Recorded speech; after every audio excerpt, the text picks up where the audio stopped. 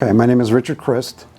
I was the president of the Irish Club from 2003 to 2005. In 1973, I was working at the First National store in East Hartford, and I was working with Ronnie McCann. And it was St. Patrick's Day, and I said, Ronnie, what are you doing for St. Patrick's Day? He said, I'm going to the Irish Club. You want to come with me? I said, sure, I'd love to. So that was my first exposure to the Irish Club on St. Patrick's Day, 1973. And from there, I met my wife down here.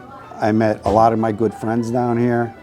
I first started actually playing for the GAA. That was my first really introduction to being involved down here. And then it's just, I've been here ever since. My Irish heritage is, my mother's parents were from Ireland. My grandfather was from a town in Mayo, Ballandine. My grandmother was from a little village in Offaly called Tubber. They came to America in the 19-teens, I think it was. And you know, they lived in a little flat in Hartford, and that's where my mother grew up. But then I didn't really pick up too much on the Irish heritage until I got involved down here. And my wife's family has been influential on me too. I mean, they're both her parents are from Kerry, so I became like a Kerry guy. You know, a lot of people say, "Oh, well, how come you're not a Mayo fan or an Offaly fan? You're a Kerry fan." I said, "Well, I was kind of adopted into the Kerry clan." And a lot of my friends, when I first started playing in GAA, a lot of the guys that were playing were from Kerry.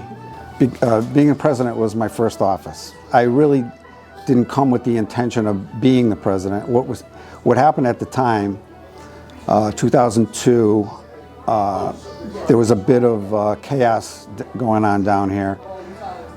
They had recently fired the permittee. They had an election and there was no vice president. And the president at the time, Charlie Dana, I don't know if he was trying to straighten things out, but he was going to have the recently fired permittee run for vice president.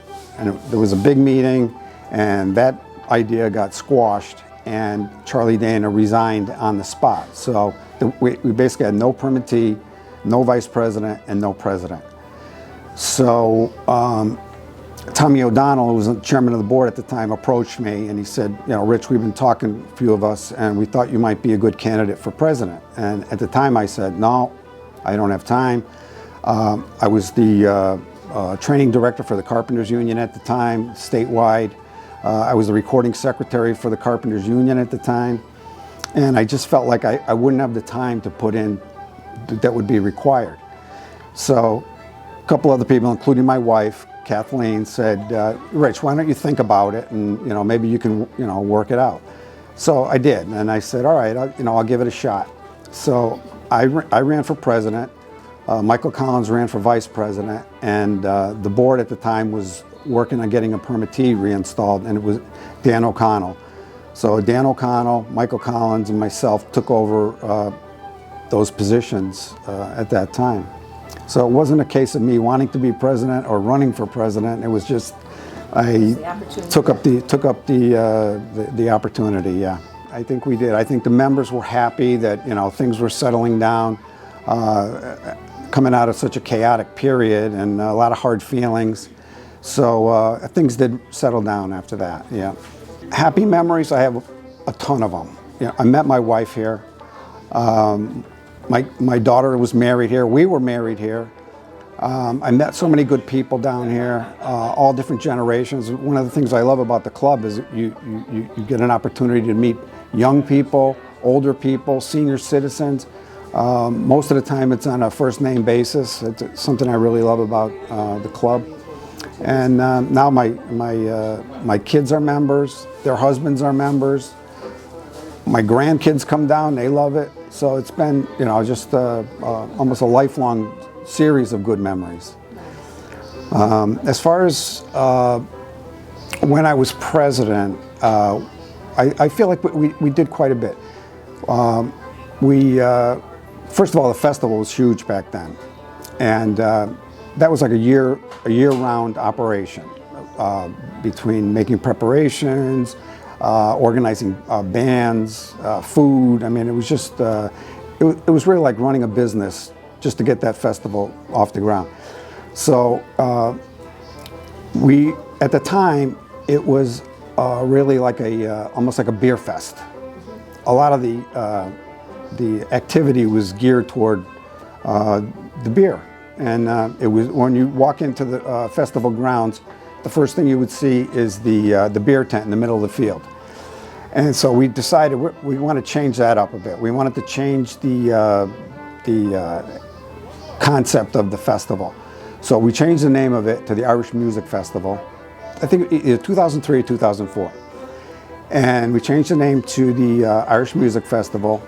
We moved the beer out to the back of the field. We put the main music tent right in the center, so when you walked into the festival, that's what you saw was the music tent. We had a heritage tent, and we just changed the whole concept of the festival. And it was a huge success. We brought in some top bands.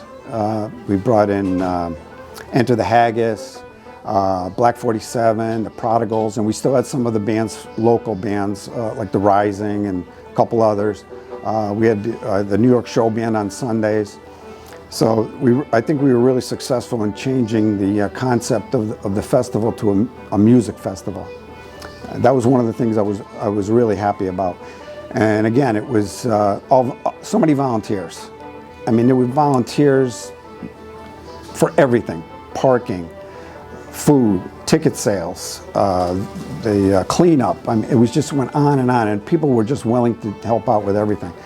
And again, all the other people on the board too, that were involved in making these decisions. It wasn't just me. Another thing we did is we remodeled the upstairs hall. 2004 or 2005, I'm not quite sure, but we remodeled the hall, all new ceilings, new bar, which Tim reminds me about, is that he wanted to build a new bar, and I wanted to keep the old bar. The old bar, I came in one evening and the old bar was gone, so the new bar is there now, and it came out beautiful. And again, volunteers. We had guys from the Carpenters Union, guys from the Electricians Union, floor covering guys. I mean, and all coming down to help us. A lot of them weren't even members. They just knew us, and we asked them to help, and they were willing to do it. It was great. And then another thing that happened during my presidency was they banned smoking in bars. Okay. And clubs were exempt at the time from that rule. So at one of our meetings, somebody got up and made a motion that we ban smoking at the club. And it was seconded, and then I said, there's nothing that's going to stop all the smokers coming down next month and voting it back in if we just do it by a vote of the membership at the meeting. So I said, I think we should postpone the vote until the regular election of officers and make it a membership-wide vote so that it's not like a back and forth thing. So we did that. We had the vote in October, and the smoking ban passed. A lot of people were against it. They were saying, we're going to lose all these members that smoke, and might as well put the lock on the door. But then after it passed, it was like a breath of fresh air, because it was horrible. And a lot of people joined the club between the time the smoking was banned in bars and when we banned it ourselves. A lot of people joined the club just to come down here and smoke. And they had smoke eaters in the ceilings, but they were useless. And when the ban finally went into effect, people were so happy. They were able to come down with their family, their kids. They didn't have to worry about to go home and not have to leave your clothes out in the garage.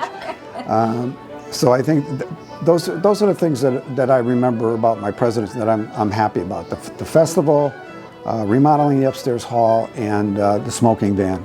I've been involved not only as an officer. After I was president, I went on the board, but I've been involved as far as a volunteer. I try to help out down here as much as I can now.